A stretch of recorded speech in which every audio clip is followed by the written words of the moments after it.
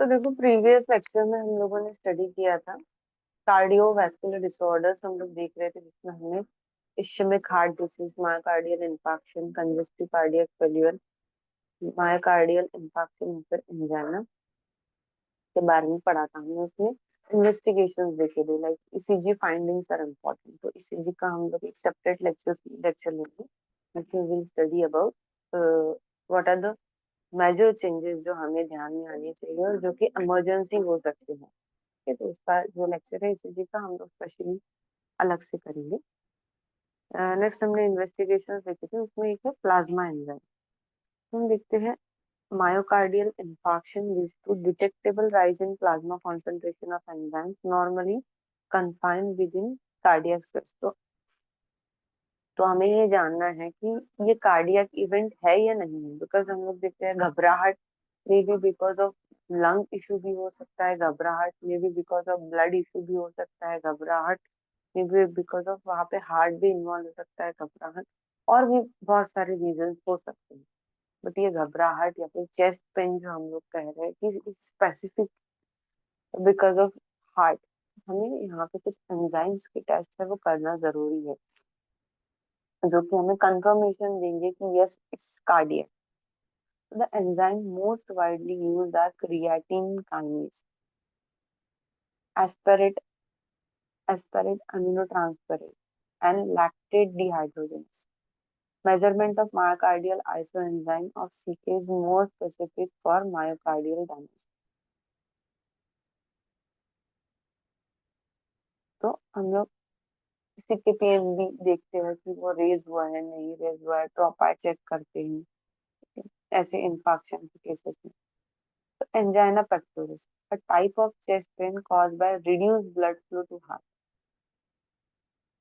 This is used to describe a discomfort due to transient myocardial ischemia, the commonest cause of coronary atheroma। देखो क्या देखने को मिलेगा हमें यहाँ पे, क्लिनिकल फीचर्स में हमें देखने को मिलेगा pain is accompanied by discomfort in the arm and wrist, tightness in the middle of chest, pain start with exertion and relief by rest। तो ये इनिशियल फैक्टर्स देखिए, वो कहता है ठीक है थोड़ा एक्सर्शन होता है तो दुखता है, बाद में सेटल हो जाता है। प्रेसिपिटेशन फैक्टर्स हम देखते हैं, एक्सरसाइज कर रहे हैं, हैवी मील ले रहे हैं, कोल्ड के एक्सपोजर में है, मतलब लेटे हुए हैं, तो उस कंडीशन में उनको अ, बिल्कुल हम देखेंगे रेस्टलेसनेस फील होगा अगर सोए हैं तो, वायलेंट ड्रीम्स, इंटेंस इमोशन, ये सब हमें देखने को मिलेंगे। नेक्स्ट है कॉन्ट्रीब्यूटरी डिसीजेस। तो अगर कोई नून केस ऑफ डायबिटीज मेलाइटिस है, ओबेज है, ऑलरेडी हाइपरटेंसिव है, एनीमिक है ना, एनीमिक पेशेंट में भी हमने देखा था घबराहट होती है,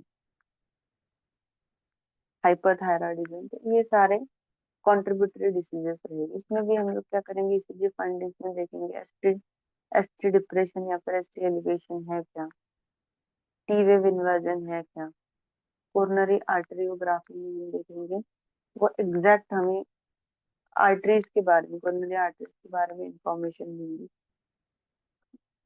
next is differential diagnosis, musculoskeletal, pericardial, oesophageal pain, pericardial pain is usually not provoked by exercise.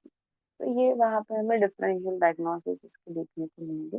हम देखते हैं ऐसे ऑटो इम्यून डिजीज होते हैं जहाँ पे मस्कुलोस्केलेटल, जैसे हम लोग देख रहे हैं मसल्स वीक हो जाते हैं, स्पेशली हम लोग स्केलेटन मसल्स देखते हैं, तो उसके कारण भी ऐसे काइंड ऑफ पेन हमें देखने को मिल सकता है। This is about coronary sorry cardiovascular disorders, जो कि मेन है एमआई और सीसीएफ, कंजेस्टिव कार्डियक फेल्यूर।